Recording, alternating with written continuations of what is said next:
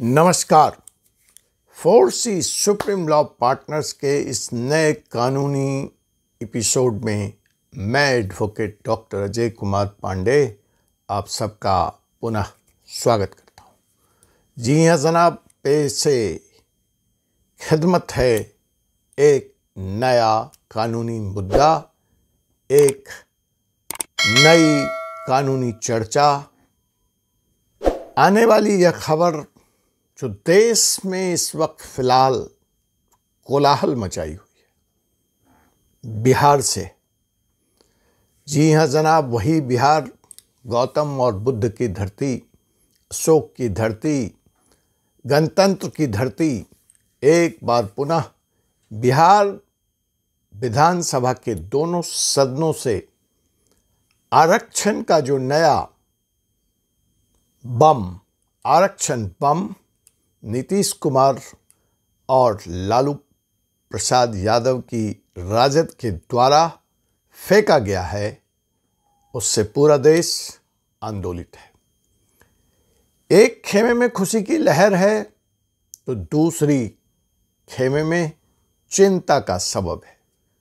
अगर जो कानून वहां की बिहार विधानसभा के दोनों सदनों से बहुमत से पारित हुआ है, उसके बारे में कुछ रोचक जानकारी पहले। जी हां जनाब, रोचक जानकारी आप तक पहुंचाऊं उसके पहले दो बातें। आज की इस वीडियो समीक्षा में, इस कानूनी अदालत में हम क्या यह कानून का जो आइन है, जो संविधान के प्रावधान हैं, उसकी तहत टिक पाएगा, लागू होगा, या मात्र एक चुनावी शगुफा बन के रह जाएगा। नीतीश कुमार वास्तव में कितना विकास चाहते हैं, किसका विकास चाहते हैं, किसको आरक्षण देना चाहते हैं, किसको आरक्षण नहीं देना चाहते हैं, इन बातों का खुलासा होगा आज इस वीडियो में। चर्चाएं बहुत हैं, आपने बहुत सुनी होंगी, टीवी पे देखा होगा, अखबारों में लेख पढ़ा होगा, लेकिन कानून की आइन में नीतीश कुमार का यह कमाल, या कह लीजिए कि धमाल, टिक पाएगा, यह सवाल है आज। तो आइए, आपने अगर 4C सुप्रीम लॉ पार्टनर्स को अब तक सब्सक्राइब नहीं किया है तो पहले सब्सक्राइब कर लें और बेल नोटिफिकेशन बटन को आप दबा दें, क्योंकि न सिर्फ आरक्षण पर बल्कि और भी ऐसे कानूनी ज्वलंत समस्या पर हम लेकर आते रहते हैं वीडियो। और इसकी ताजा तरीन जानकारी पाने का एक ही तरीका है कि आपने नोटिफिकेशन दबा रखा है। तो जी हाँ जनाब, नोटिफिकेशन दबा दें। और देखिए, सवाल सिर्फ नीतीश कुमार या लालू प्रसाद यादव के सोच या इंटेंट या उनके इच्छा की नहीं है। इसमें जो सबसे रोचक पहलू है कि विधानसभा में यह विधेयक जो 75% आरक्षण देने की बात करता है, उसको सभी राजनीतिक दलों का समर्थन प्राप्त है। यहां तक कि इसमें माननीय प्रधानमंत्री नरेंद्र मोदी जी की अगुवाई वाली एनडीए गठबंधन, अर्थात भाजपा के द्वारा जो शासन इस वक्त मौजूद है, केंद्र सरकार में जो भाजपा शासन चला रही है, उसके भी राज्य इकाई भाजपा बिहार का पूर्ण समर्थन इस कानून को है। तो इस गफलत में ना रहें कि क्या सही है क्या गलत है। सच यह है कि बिहार विधानसभा से पारित 75% आरक्षण की बात करने वाला यह विधेयक इस वक्त सभी राजनीतिक दलों का लाडला है। तो यह लाडला क्या अपने आकाओं को, जो इसके जनक हैं, उनका मन माफिक चुनावी प्रतिफल रिजल्ट दे पाएगा या नहीं दे पाएगा, यह तो आने वाला चुनाव 2024 और 2025 के गर्भ में छुपा है, या आपके बंद मुट्ठी में वो जो ईवीएम में है। तो उसकी चर्चा तो 24 और 25 में होगी, लेकिन फिलहाल हम जिस बात की यहां चर्चा करेंगे वह यह है कि क्या यह विधेयक कानून सम्मत है, और कानून विशेष करके जब इस विधेयक को अदालत में चुनौती दी जाएगी तो क्या यह अदालत के सामने टिक पाएगा या महज एक झुनझुना बनकर रह जाएगा, जिससे कुछ पल के लिए जिनको आरक्षण देने की बात की जा रही है वह खुश हो जाएंगे, और कुछ पल के लिए जिनको लग रहा है कि उनके मुंह से निवाला छिन रहा है, उनके मुंह से उनका अधिकार छिन रहा है, वो जो नाराज हैं उनकी नाराजगी बेबुनियाद साबित होगी। इसी आलोक में हम चर्चा करेंगे आज इस विधेयक की। लेकिन बात सिर्फ बिहार की नहीं है, चर्चा होगी महाराष्ट्र की भी और चर्चा होगी तेलंगाना की भी। महाराष्ट्र और बिहार का विषय तो मिलता जुलता है, लेकिन तेलंगाना से जो खबर आ रही है, जो वहाँ के चुनावी रैली में प्रधानमंत्री नरेंद्र मोदी जी ने जाकर एससी और एसटी कम्युनिटी जिनको संविधान के तहत आरक्षण प्राप्त है, उसके अंदर सब कमिटी विशेष वर्ग क्रिएट करने की जो बात की है, वह भी कहीं ना कहीं आरक्षण के इस मसले को एक नया आयाम देती है। बात सिर्फ तेलंगाना में नहीं है कि बरसों से चले आ रहे उस आंदोलन को प्रधानमंत्री जी ने अपना सपोर्ट दिया है और यह वादा किया है कि अगर 24 में केंद्र में भाजपा की सरकार आई और तेलंगाना में भी भाजपा की सरकार आई तो आरक्षण के तहत आरक्षण के इस मांग पर भाजपा गंभीरता से विचार करेगी। अगर तेलंगाना में यह होगा तो राजस्थान में भी होगा। मीना लोग जिनके ऊपर यह आरोप है कि वह राजस्थान के जो अनुसूचित जनजाति के रिजर्वेशन का बहुसंख्यक हिस्सा ले जाते हैं, उसका लाभ उठा लेते हैं, वो डोमिनेंट कास्ट हैं, तो क्या आने वाले दिनों में राजस्थान में मीना समाज को सड़कों पर देखा जाएगा? यही सवाल बिहार में उठेगा, जहां पासवान जाति को दबंग जाति मानते हुए आरक्षण से बाहर किए जाने या उनके कोटे को कम किए जाने की बात की जाती है, तो क्या पासवान सड़क पर होगा? ऐसी कोशिश बिहार में नीतीश कुमार सरकार द्वारा पहले भी हो चुकी है। तो आरक्षण का यह जो खेल है, यह जो गटमट जाला बुना गया है, यह जो ताना बाना है, क्या पूरी तरह से सिमट जाएगा, खत्म हो जाएगा, कोई नया फॉर्मूला आएगा, या फिर आने वाले दिनों में समाज और बटेगा? देखना महत्वपूर्ण है कि संविधान और सुप्रीम कोर्ट आज की हालत में इस सारे मसलों को कैसे देखता है। तो जी हाँ जनाब, आइए पहले हम चर्चा शुरू करते हैं वहीं बिहार से, जहां 75% आरक्षण दिए जाने की बात की जा रही है। इसका मतलब कि अब सामान्य वर्गों के लिए मात्र 100 में से 25 लोगों के लिए सरकारी नौकरी बिहार में बचेगी, अर्थात पलायन की गति और तेज होगी। बिहार में पहले ही नौकरी नहीं है। बिहार के हर जाति हर वर्ग के लोग भारी संख्या में बिहार के बाहर प्रदेशों में जाने को मजबूर हैं, पलायन करने को मजबूर हैं। तो आने वाले दिनों में इस आरक्षण के बाद क्या पलायन की दर और बढ़ जाएगी? यह भी एक सवाल है।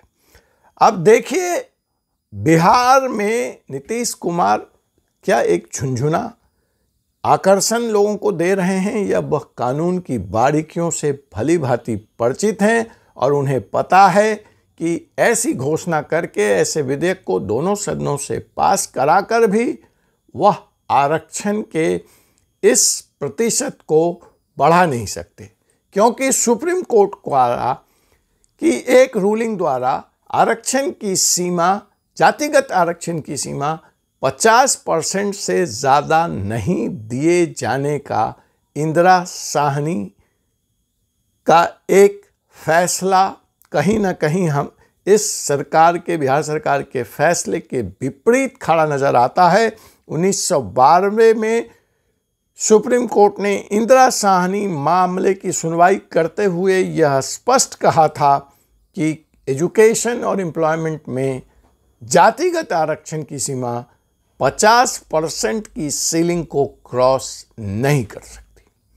तो यह सबसे बड़ी बाधक है, सबसे बड़ी चुनौती है सुप्रीम कोर्ट के इस फैसले को अगर दृष्टिगत रखा जाए, बैकग्राउंड में रखा जाए, पृष्ठभूमि में रखा जाए।